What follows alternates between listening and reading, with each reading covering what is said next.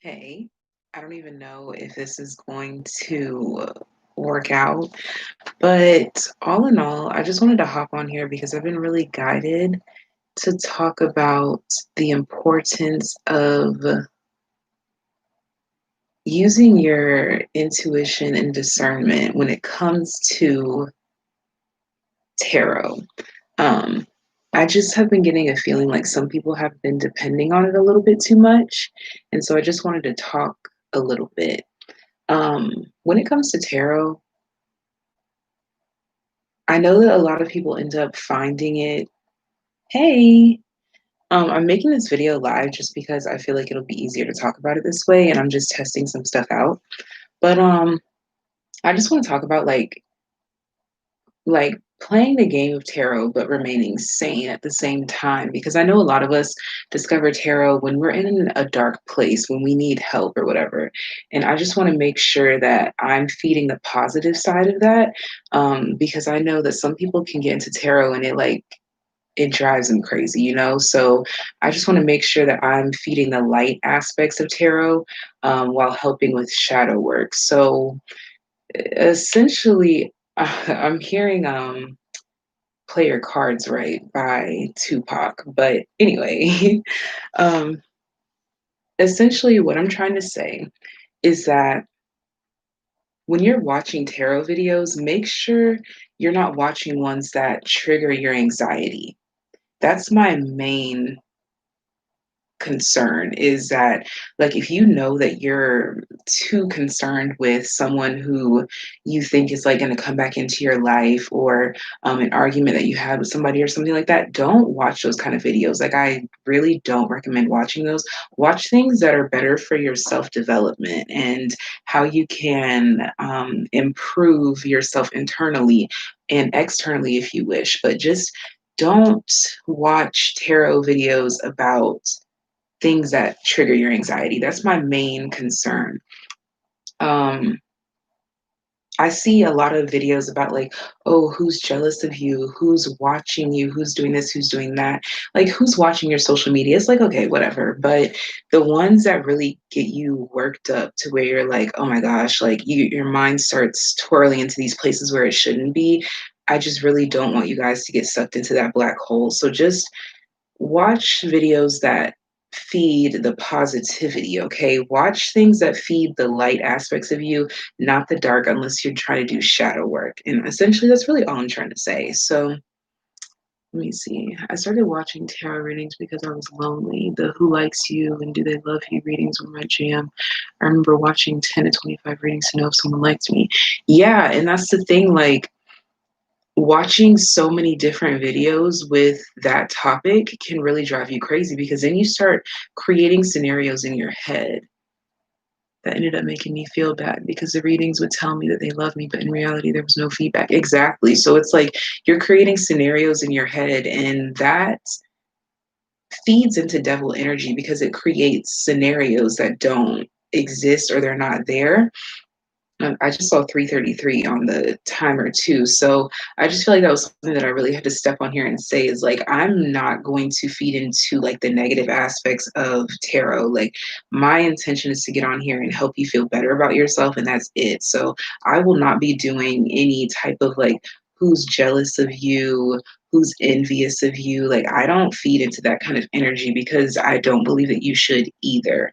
Um, it's good to be aware of that type of energy because you can feel that kind of energy just like the longer you exist. You know, you could just tell when someone's jealous of you, and that's cool, but it shouldn't be your main concern. That shouldn't be the reason why you watch tarot, you know? So thank you for your feedback, Marcus the Emerald Lightning, for just adding to what I was already saying, because hello, thanks for stopping in.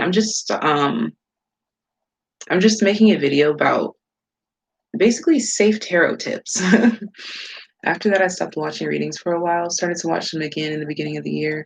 Now I watch more readings on me, and only sometimes exactly. Like, it's okay to do that sometimes, but it's about knowing yourself. You have to know, like, okay, I'm not in the mental space to be watching these love readings right now. I'm not in the mental space to be worried about who's watching me, who's doing this, who's doing that. It's all about really being honest with yourself. And that's something that I really want to promote on this channel is like blatant honesty with yourself because you can really like life is a mind game. I was watching the Sad Guru with Will Smith and this brief little excerpt that he was talking about. Most of our life is made up in our head. And yes, tarot is a concept about like being in your head, but if you use it properly, then it can really help you out. It's really about playing the game but remaining sane, you know? Like you just have to be honest with yourself and know like, okay, if I'm in a bad mental space, let me watch something about what makes me beautiful. How can I grow? How can I move past these fears, these blockages? You know, it's just really important. Mental health is really fucking important, guys. Like, and I just feel like the tarot community, we all come together because of mental health. I'm a Virgo moon. Even with all my Pisces, it's hard to get out of, honestly. It's so true. Like, it's like your placements can, they can help and hurt at the same time. Because for me, I'm in Aries sun, Virgo rising, Aquarius moon. And so with that, I'm very passionate, but I'm also overly critical of everything that I do. And then I'm also withdrawn at the same time. So it's like I care a fucking shit ton a lot. I care a lot, but at the same time I don't give a single fuck. And so watching tarot could really like flip this switch to where I'm like, oh, like they said that so and so is doing this, so and so is doing that, so and so said this. And it will just like it has like basically one way I look at it is like different parts of your chart are like all of the aspects of you. And so you have to view all of those different aspects of your chart as like a different personality within you. Like I know people are like, oh, that's multiple different personality disorder. Fuck you, bitch. We are dynamic beings with many, many, many layers. So there's one side of you that's completely sane, that's like, hey, yeah, like everything's great, rainbows and sunshine. And then there's that bitch that checks her and it's like, girl, you already know what the fuck is really up, you know? I always thought my moon was a curse, but it's such a blessing in my life. My Pisces side can be so Pisces. My moon helps me to get grounded. Oh, I feel that. My mom is a Pisces, and it's something about that, like Pisces raising a Aries dynamic. That was some different shit, okay?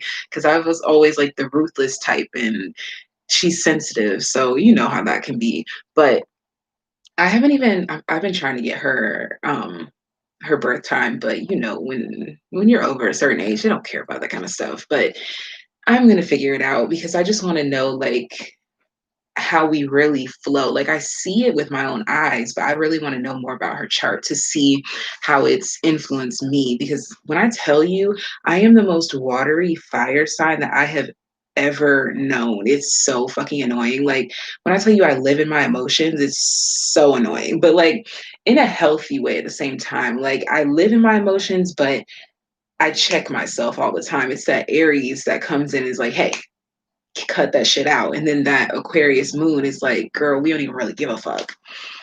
I know my dad's birth time. His chart is very opposite to mine in a certain way. See, yeah, I really want to know about that kind of stuff. But that was all that I really hopped on here for.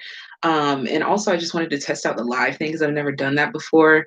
All in all, I'm the most watery Taurus Gemini cusp I know.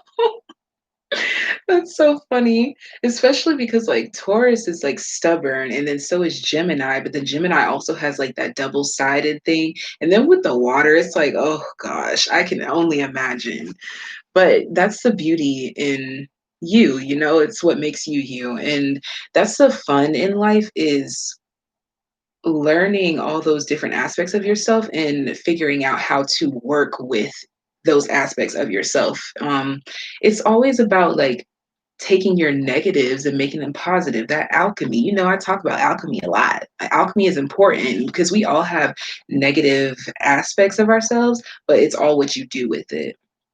I hope you do more lives, and I also hope I'm able to catch up. Oh, you mean catch up with my videos? I'll definitely do more lives though. especially the more that we grow, I'll definitely hop on here when I'm not doing tarot. Whenever I have like a quick message like this, I'll definitely do more lives on here. And also, I feel like these are like my OGs that are in here right now. It's only three, but hey, that's all that matters, you know?